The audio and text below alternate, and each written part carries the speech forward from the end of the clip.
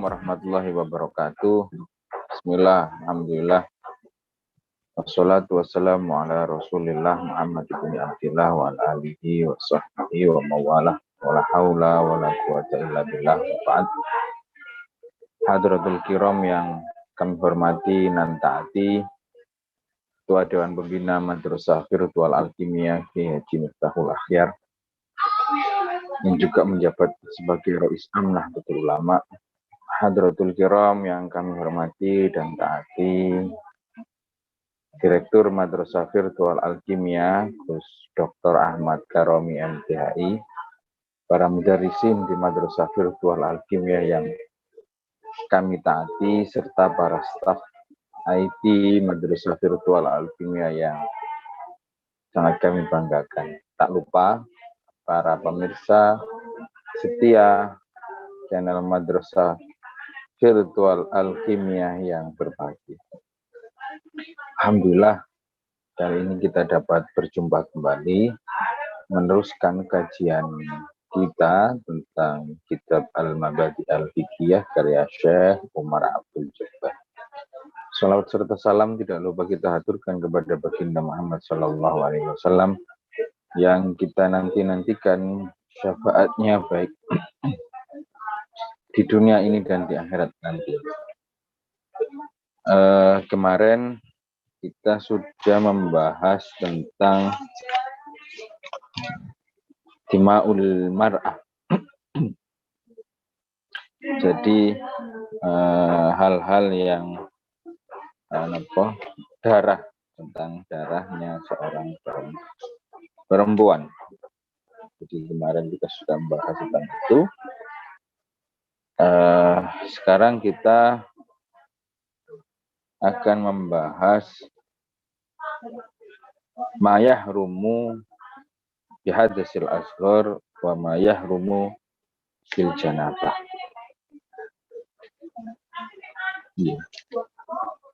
Oh, sampun itu ya. Kita akan membahas tentang hal-hal yang haram. Ma yahrumu bil haid. Ma yahrumu bil haid. Hal-hal yang diharamkan ketika sebab haid. Nah, itu apa saja yang diharamkan. Sebelum kita mulai kajian pada pertemuan kali ini, mari kita bertawasul, mudah-mudahan apa yang kita kaji, apa yang kita baca pada pertemuan kali ini bermanfaat bagi kita semua, terutama bagi qori. Al-hadhihi niyah bi kulli niyatin sholihah wa susanillah. Sajili wa aulia utisal ma'asisin Nahdlatul Ulama Syekh Umar Abdul Jabbar. Al-Fatihah. A'udzubillahi minasyaitonir rajim. Bismillahirrahmanirrahim. Alhamdulillahirabbil alamin arrahmanir rahim maliki yaumiddin iyyaka na'budu wa iyyaka nasta'in ihdinas siratal mustaqim siratal ladzina an'amta 'alaihim ghairil maghdubi 'alaihim waladdallin. Bismillahirrahmanirrahim. Ma yahrumu bil haid yahrumu bihi ma yahrumu bil janab wa yazidu 'alaiha bil umur. Qala mu'allif rahimahullahu ta'ala wa nafa'ana bihi wa bi ulumihi fid dharain. Bismillahirrahmanirrahim. Ma yahrumu ma utawi barang, yahrumu ma utawi iku barang, yahrumu kang haram apa ma bil haid sebab haid, yahrumu haram bihi sebab haid, apa ma barang yahrumu haram bil janabati sebab janabah. Wa izitulan nambahi apa ma yahrumu bil haid alaiha in atase ma yahrumu bil janabah bi umurin kelawan pira-pira perkara.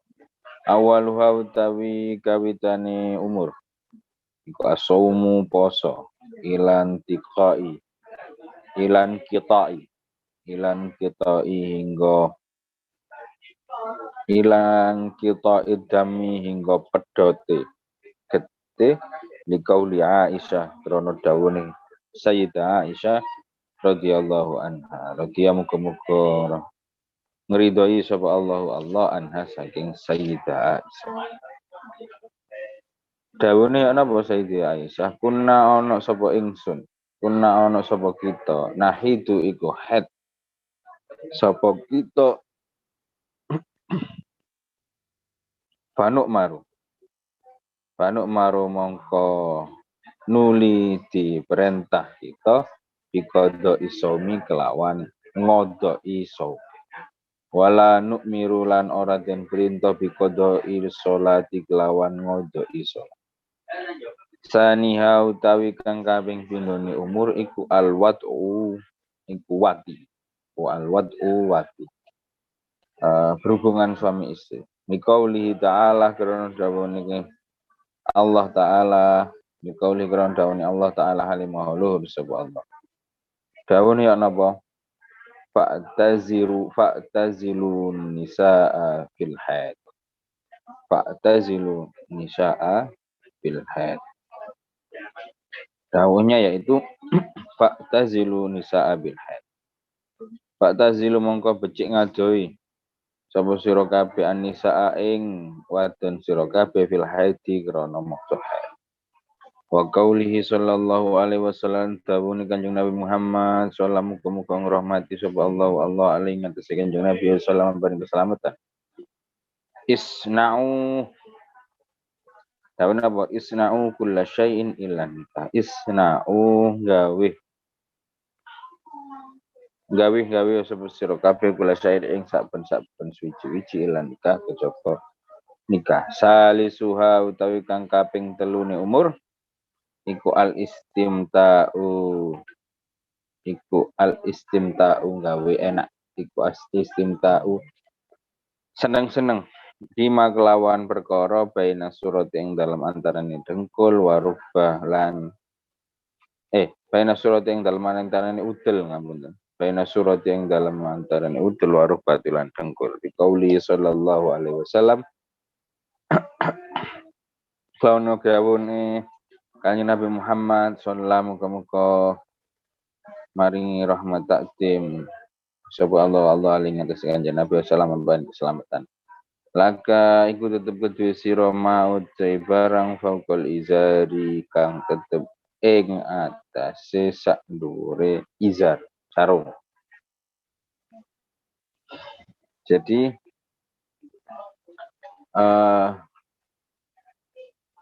ada hal-hal yang diharamkan sebab haid. Nah, kemarin kita bahas tentang hal-hal yang diharamkan sebab hadas kecil dan hal-hal yang diharamkan sebab junub.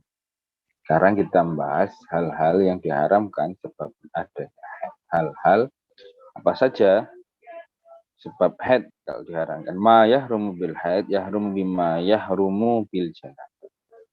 Hakikatnya yang diharamkan ketika sedang sebab haid, haram sebab haid itu hal-hal juga yang diharamkan ketika janabah.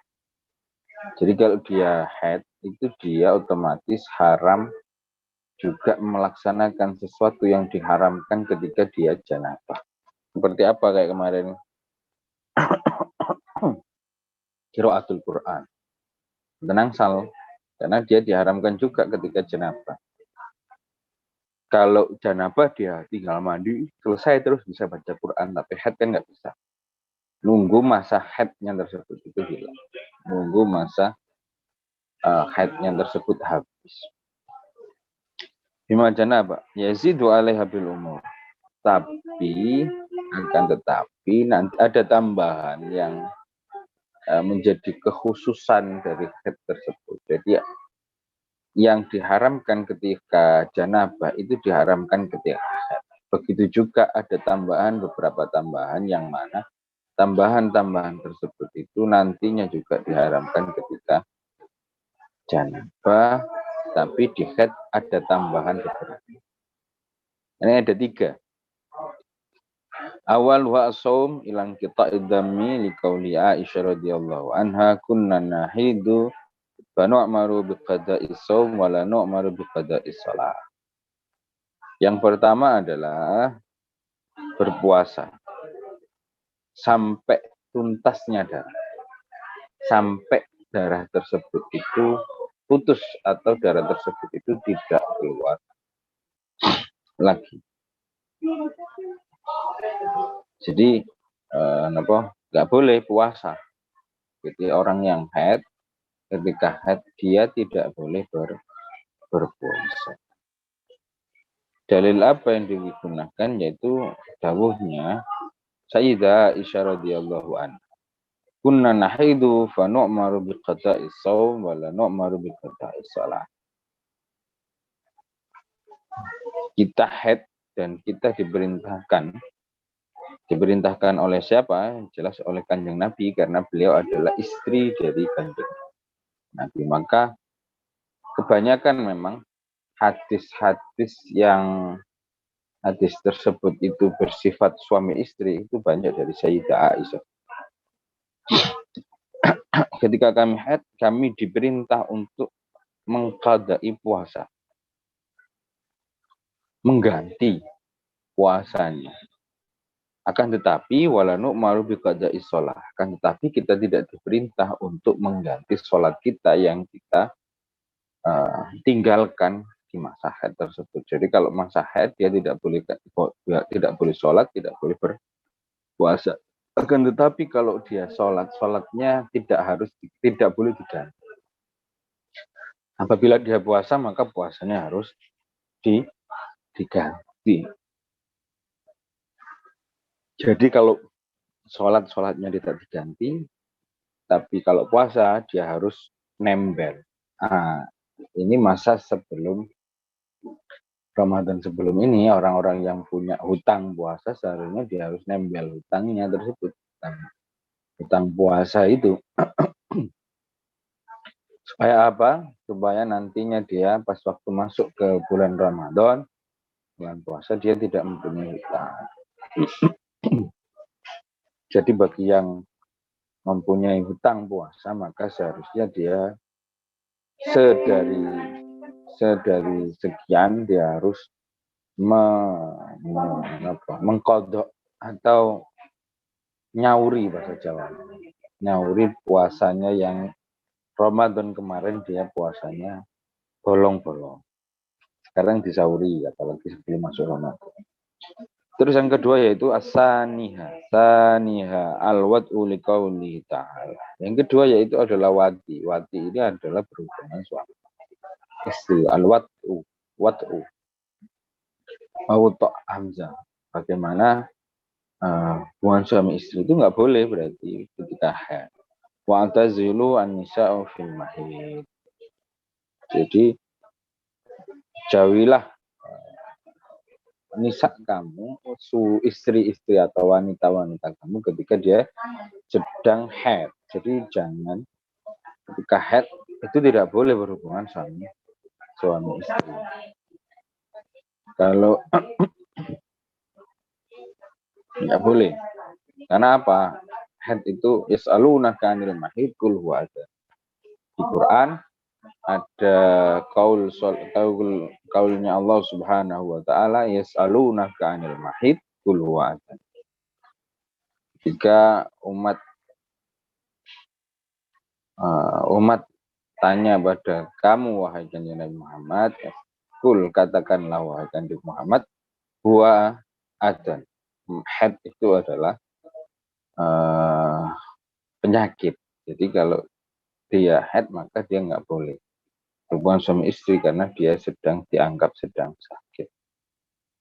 Masa tega gitu juga orang haid terus ingin berhubungan suami istri itu nggak boleh. Terus isna'u kulla syai'in wa qaulihi sallallahu alaihi wasallam dikuatkan lagi dawuhnya Allah itu dengan dawuhnya kanjeng Nabi. Dalil yang kedua yaitu dawuhnya kanjeng Nabi, isna'u kulla syai'in illa nikah. Lakukanlah semuanya kecuali nikah atau berhubungan suami istri. Jadi boleh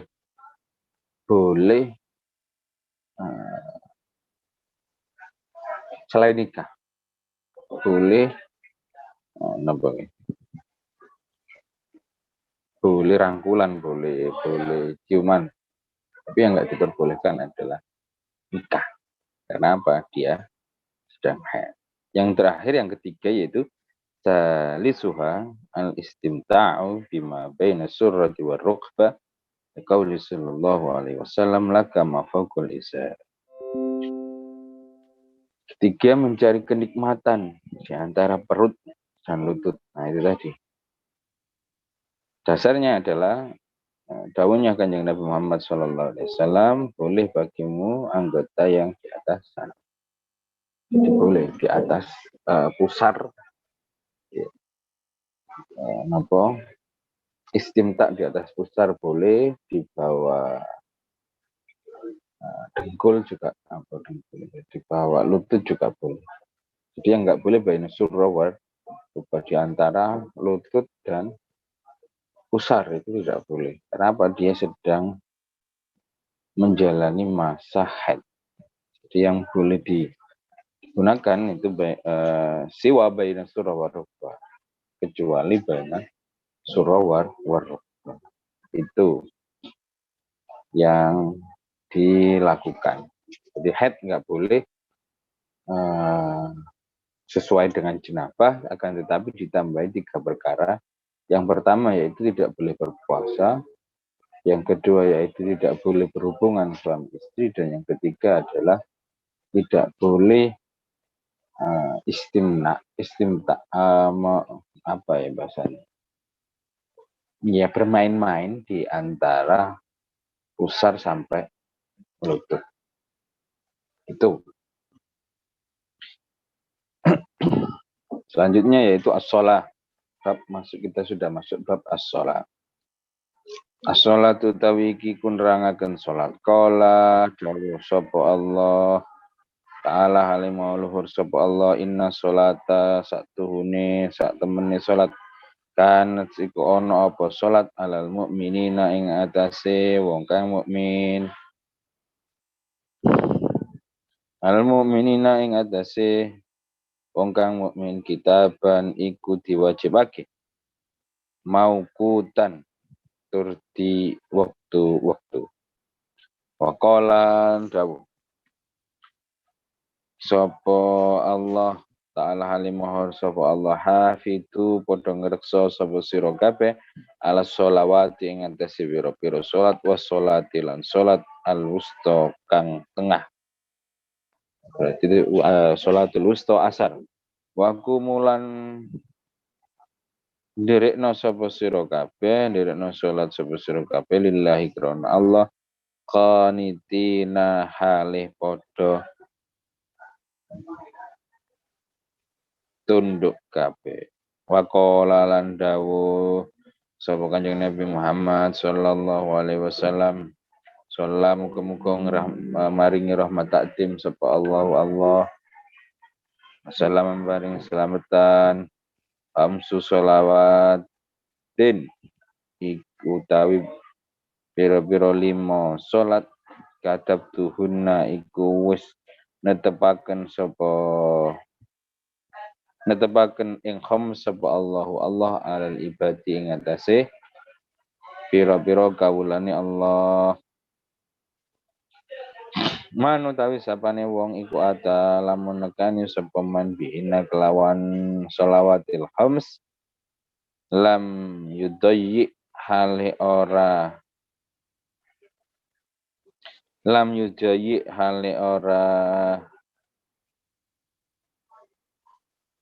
doa ilang sapa man nyia-nyiake sapa man minhuna saking sholawatil khams sayan ing suci-wici istighfafan krana istighfar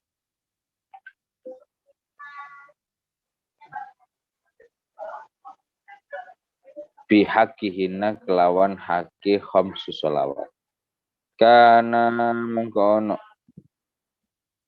iku lahu tetep kedue man indallahi ing dalem ngersane Allah ahdun apa janji ayyudkhilahu tegese yen toh nglebokaken sapa Allah jannata ing swarga wa malam yakti bihina wa man utawi sapene wong lam yakti ora negani sapa man bihina kelawan sholawat khams Falaisa mangko ora ana iku tetep lahu iku tetep kedeman indallahi marang ngersane Allah ahdun apa janji insya'a lamun ngersaaken sapa Allah adzabahu mongko nyiksa sapa Allah ing man wa insya'a lamun ngersaaken sapa Allah ghaffara mongko becik ngapura sapa Allah lahu marang. Jadi bab yang kita bahas sekarang yaitu tentang sholat. Di sholat itu adalah sesuatu hal yang sangat-sangat urgent, sangat-sangat penting. Dalilnya sholat apa? Qala ta'ala inna sholata kanat al-mu'minina kitaban mawquta.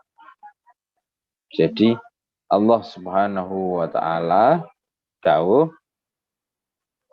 inna sholata kanat ala al-mu'minina kitaban mawquta. Sholat, sesungguhnya sholat itu adalah fardu yang ditentukan waktunya kepada orang-orang yang beriman. Di sholat itu bagi orang-orang mukmin itu wajib dan sudah ditentukan waktunya. Jadi ada sholat subuh, duhur, asar, maghrib, isya. Nah, bisa waktu-waktunya seenak kita, akan tapi waktu sudah di sini ditulisnya kitabam mawquta.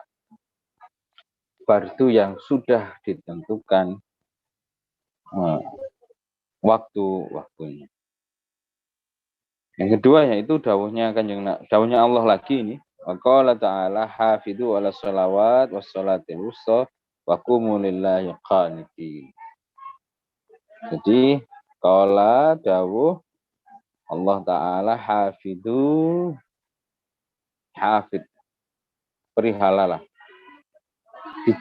jagalah hafid makanya hufat penjaga Al-Quran maksudnya. Hafid al-hafid itu menjaga. Hafidhu jagalah atau perihalalah. Al-sholawat ingat semua sholatmu. Wassolatil wusta. Dan sholat wusta. Wusta itu berarti asar ya. Di tengah-tengah sholat tengah. Waqumu lillahi qanitin. Dan berdirilah atau dirikanlah sholat. Maksudnya kumulillah qanitin dengan keadaan khusyuk. Di sholat dengan keadaan khusyuk. Terus yang ketiga ini dawuhnya Kanjeng Nabi Muhammad sallallahu alaihi wasallam. Qala sallallahu alaihi wasallam Kanjeng Nabi Muhammad dawuh khamsu shalawatin katabahunallahu al-ibad. Jadi 5 sholat itu sudah diwajibkan Allah terhadap hamba-hambanya. Man ata bihinna lam yudayyi minhunna syai'an istihfafan bihaqqihin kana lahu indallahi ahdun an yudkhilahul jannah. Jadi barang siapa yang melakukan dan tidak menyia-nyiakannya yudayyi karena meremehkan hak-haknya, meremehkan istighfar, maka Allah akan berjanji baginya untuk memasukkannya ke surga. Indallahi ahdun ayyudkhilahu jannah. Itu janjinya Allah. Masukkan dia kalau sholatnya benar, maka janjinya Allah masukkan surga. Faman lam ya'ti bihinna falaysa lahu inda ahdun insya'a adzabahu fa insya'a ghafarahu. Dan barang siapa yang tidak mendatanginya, maka ia tidak memiliki janji.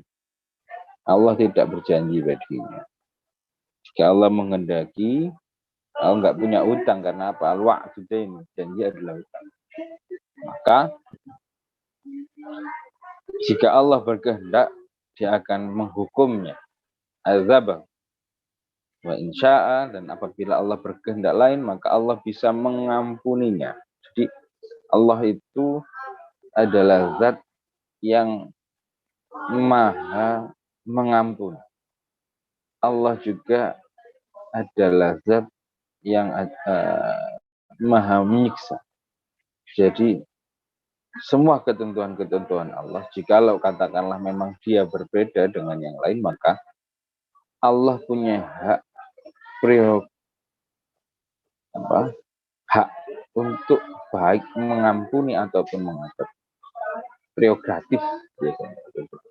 Hak prerogatif Allah untuk menghukum atau untuk memberikan maaf terhadap orang yang melanggar ketentuan-ketentuan yang telah dibuat oleh Allah Subhanahu wa Ta'ala. Contohnya dalam hadis ini, jadi 5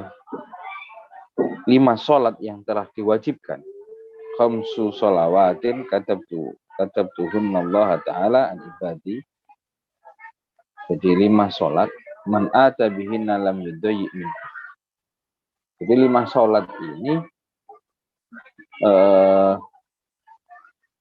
apabila dilakukan atau dikerjakan oleh hamba-hamba Allah yang taat itu dengan baik, Allah mempunyai kewajiban, Allah akan menepati janji-janjinya. Untuk apa? Janjinya kalau orang melakukan sholat 5 waktu sholat baik, yaitu dimasukkan ke dalam surganya Allah. Akan tetapi kalau orang yang lalai akan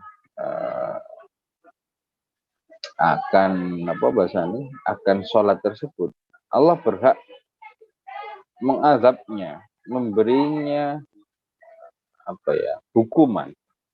Tapi perlu diingat, Allah juga berhak memberikan maaf terhadap orang yang lalai tersebut. Jadi itu adalah haknya Allah secara prerogatif.